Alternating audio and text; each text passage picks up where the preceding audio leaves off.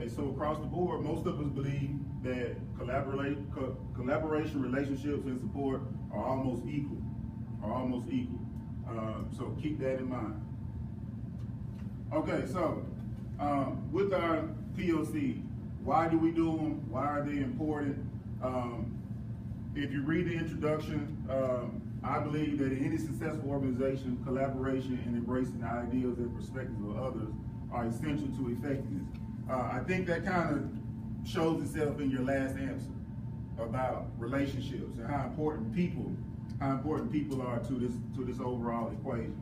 So we have to be transparent when we're talking about these human factors, and you have to be able to have some thick skin to a certain degree to actually be able to have the conversation about it. And ultimately, in our profession, in this setting, it's imperative because the effect that all of these things have on our most valued treasure is our youth. One of my favorite quotes is mission first, people always.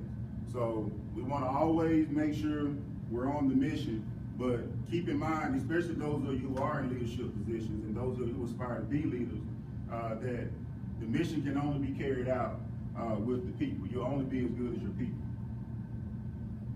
So I kind of gave you an idea from the beginning of why I conducted this research. It's a big part of our school improvement plan and what we do and what we're doing as a school. The effectiveness has a direct reflection upon instruction. That's all PLC. Sometimes, and you'll see from some of this data that it's a lot of feelings that go into this. But then the overall thing is that we want to do what? What do we want to do? Improve our what? Our instruction, our quality of instruction, our practice. And in the words of Ms. Capers, she told me a bunch of times, if you keep getting the same people, the same personnel, which are our kids, they come from the same community all the time, all right? So we get the same personnel, but if we're getting the same results, what has to happen then? You gotta change your practice. And you have to be open to changing your practice, because how many of you think you're really good at teaching? We need some more hands.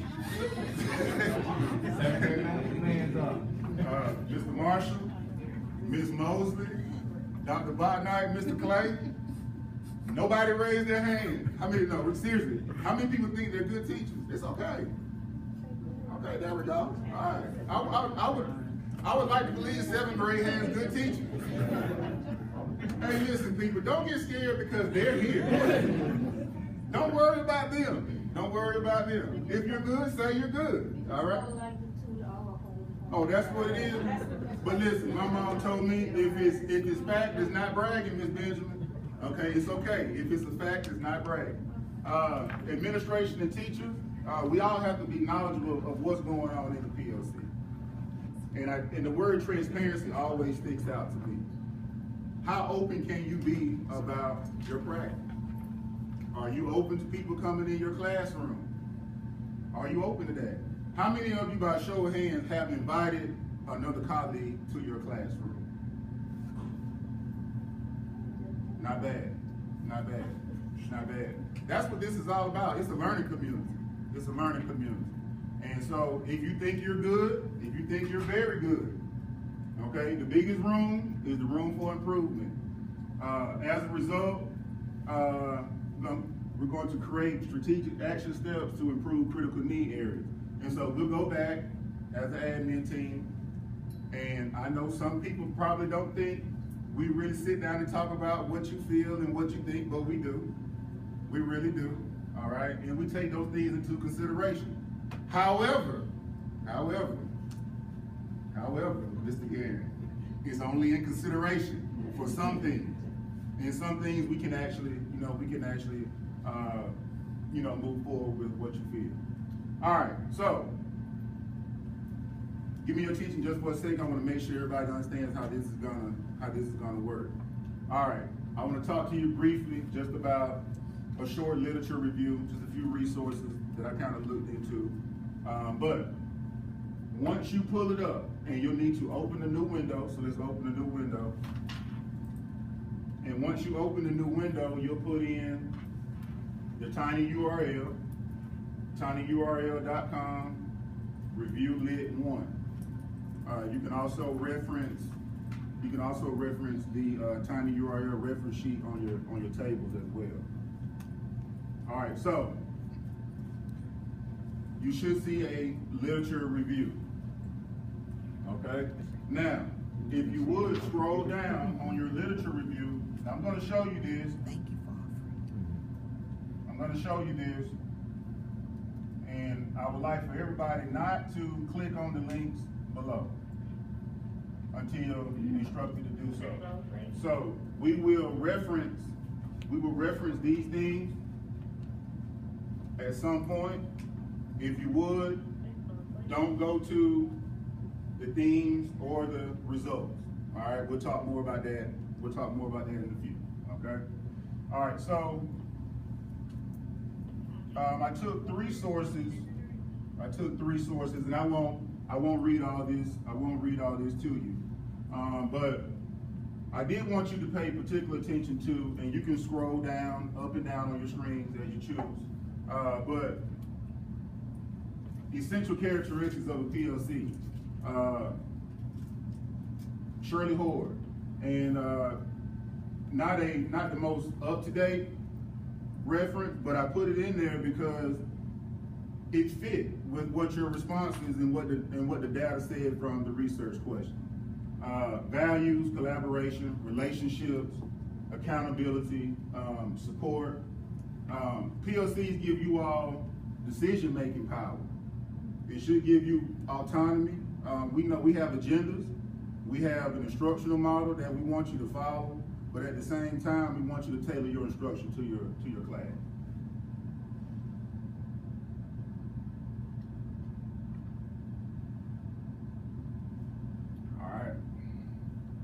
All right, so I did use a few different methods to collect the data.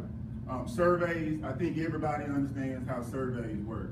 A sample of respondents from a population. And once again, I want to thank everybody for participating with the survey, because some people's like, it's long. All right, but I really wanted to get some text responses versus ratings. Numbers say one thing, but when people actually put down what you feel and what you've seen in your PLCs and your content, that's what I wanted to get into. And that's what kind of made the process a little tedious, but I think it was well worth the time and the effort. Everybody got the same questionnaire, got the same survey. You didn't know it, but admin got it as well. But I did it in a way, I learned this wonderful technique on form from Mr. Clay. It's branching. So it kept administration from seeing the questions that you were asked.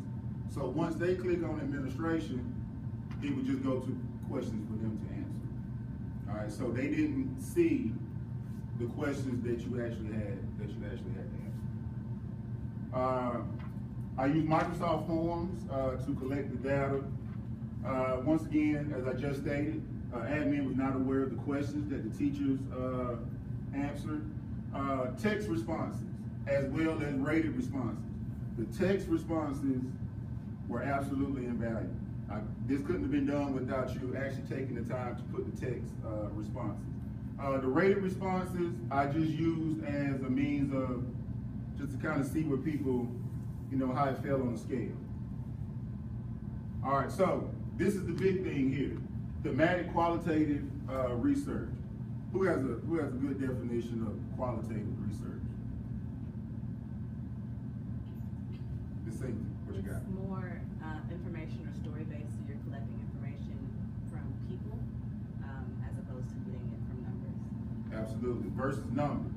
And there's no greater resource than the people that's in this room. It's the people. So I use thematic qualitative research. So what I did, you take vocabulary.com, and so once I put your responses in, it's going to give me something like this. And so obviously the words that are the largest those are the words that are used the most frequently. And so that's kind of how I came up with themes. That's one way that I came up with themes. Now, the main way that I came up with themes is just old-fashioned index cards. I identified big themes and subgroups. I'm a football fan. Everybody knows I'm a Cowboys fan. Big time Cowboys fan is it. You look like a Cowboys fan. No, I'm not. Oh, you didn't have to say it like that. Believe me. I thought we were good. Never liked the Cowboys. Oh, well, I could have just done with no. I could have done with no, but that's okay. Now, see, I did like We're still you. working on our I relationship. did like you. We're good. You just killed it. We're good, Miss Hickman. We're good, Miss Hickman. Don't worry about it. Don't worry about it. We're good. All right. So we have overall themes. And by the way, Miss Hickman, we 7th grade. We kind of keep it light. Keep it light until we need to go there. Okay. So we have overall themes, and then we have subgroups. So your themes are broken down into subgroups. Now, the subgroups are going to tell you what people are really talking about. Okay? The subgroups are going to tell you what people are really talking about. Naturalistic observation. As you can see, that's a natural reaction, and whatever they're looking at, it has really caught their attention. And so, whether you knew it or not, I may have popped in a PLC, I may have popped in, and there's something about coming in and just sitting down that drives you all crazy. So I'll come in and I'll just talk to somebody.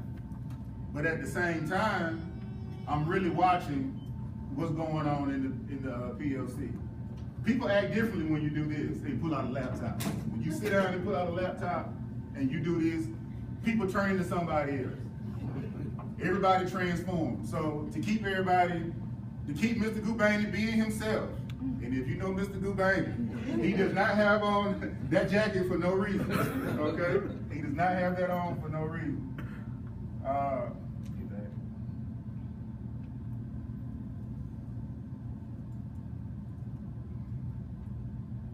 But I wanted to make sure that people,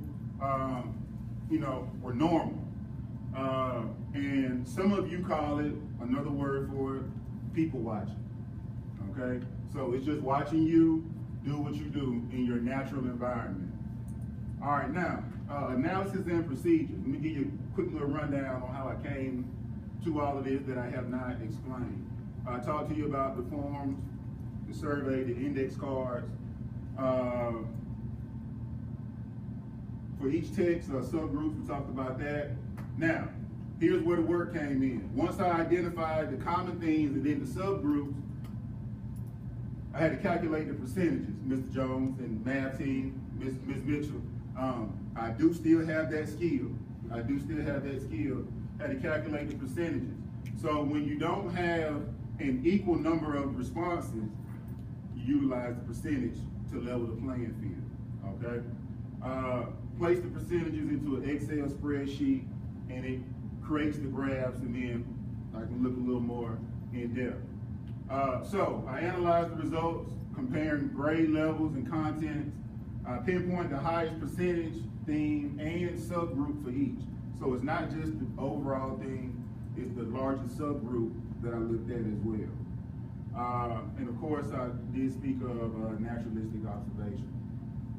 Okay, so now what I would like for you to do is on your literature review, these are the questions that you were asked. On your literature review, scroll down to PLC, the PLC themes data link. You may have to right click it and open the hyperlink, or you may can click directly on it. If neither one of those work, simply type it in the URL that is on your reference sheet.